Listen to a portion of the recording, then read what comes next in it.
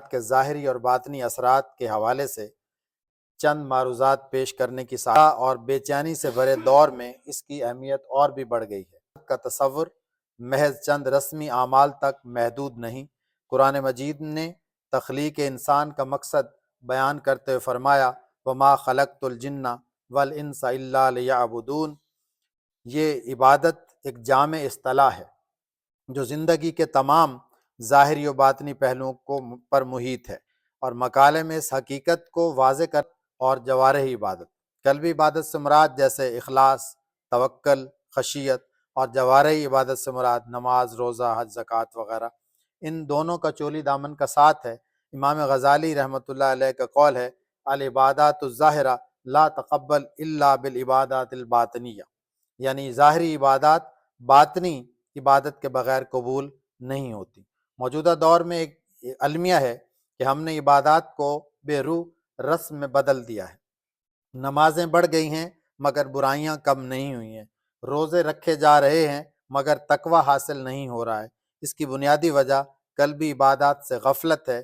یہ مقالہ اسی علمی اور عملی خلا کو پر کرنے کی ایک کاوش ہے۔ مقالہ میں قلبی عبادات کی اہم اقسام کو بڑی وضاحت سے پیش کیا گیا ہے۔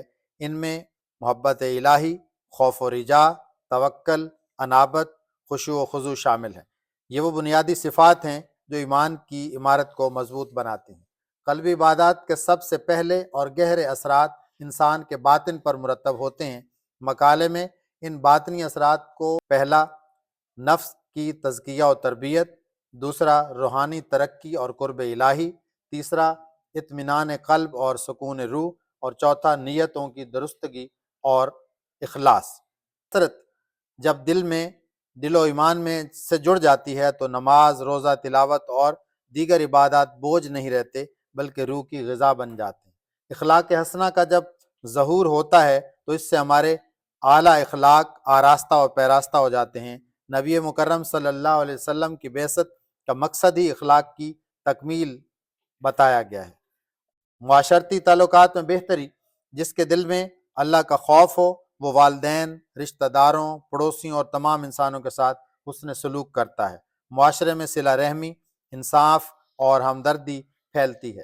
اسی طریقے سے دعوت و تبلیغ کا جذبہ، جب انسان کو ایمان کی حلاوت نصیب ہوتی ہے تو وہ چاہتا ہے کہ یہ نعمت دوسروں تک بھی پہنچے، یوں معاشرے میں نیکی کی دعوت پھیلتی ہے۔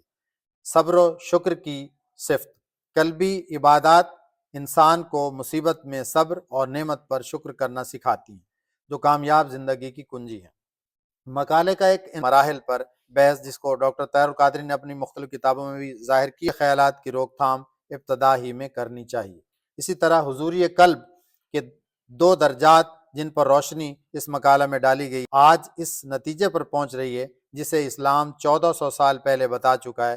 مراقبہ، ذہنی سکون اور مثبت سوچ پر جدید تحقیق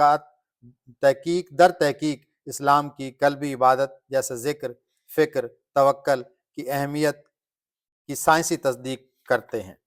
تحقیق کے کلیدی نتائج سے یہ بات سامنے آئی ہے کہ قلبی عبادات ہی در حقیقت ظاہری عبادات کی روح ہیں۔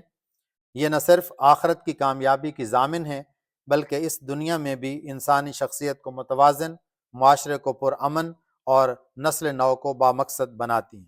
مقالے میں اخلاص اور نیت کی تربیت پر خصوصی توجہ دی جائے، ذکر و فکر کے ذریعے حضوری قلب کو فروغ دیا جائے، نماز میں خشوع و خضوع کی مشق کرائی جائے، روزمرہ زندگی میں تزکیہ نفس کی مجاہدہ کو اپنایا جائے اور خدمت خلق کو عبادت کا لازمی حصہ بنایا جائے۔ مکمل ضابطہ حیات ہے جو ہمارے ظاہر اور باطن دونوں کو یکساں اہمیت دیتا ہے۔ ہمارا عبادت کے اس حقیقی، ہمہ گیر اور متوازن تصور کو اپنی انفرادی زندگیوں میں اپنائیں اور اپنے ارد گرد پھیلائیں۔